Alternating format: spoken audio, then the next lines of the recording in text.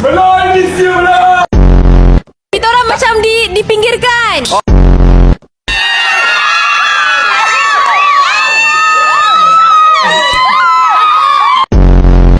Abang Alifan, dia orang suruh duduk sini.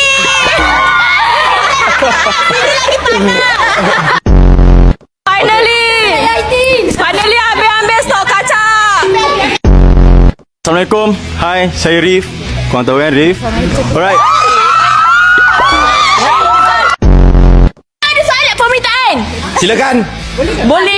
Boleh awak nyanyi sikit? Hai. Sabar lah. Ada soalan yang satu. Faham, memang. Susah sangat nak menyanyi apa kata flying kiss satu. Saya nak sambut. Okey, boleh. Kita bagi satu Okey.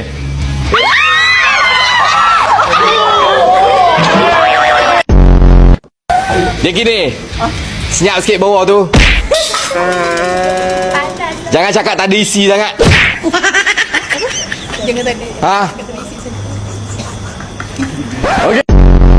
Aisyah, macam pendek sangat lah. Saya panjangkan sikit boleh tak? Sudah. Apa tu? I sayang you. Tiga jolo bak ke jolo butu wai padi tiga tangkai kalau kenang ke jolo buta mati bermemasan. Hei, dulu jangan pernah dipertikan. Tak tahu tanya dulu jangan kau mau mana mandai. Yo, ke jolo bak ke jolo bu.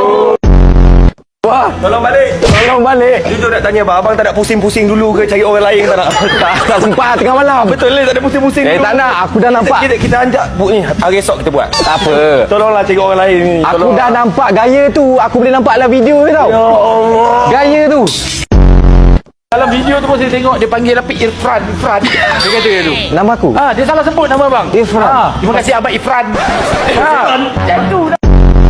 Pakai otak dekat game ni, bukan pakai fizikal semata-mata. Tak semestinya sadar ada advantage yang kuat dalam game ni. Tak semestinya handsome ada advantage dalam game ni.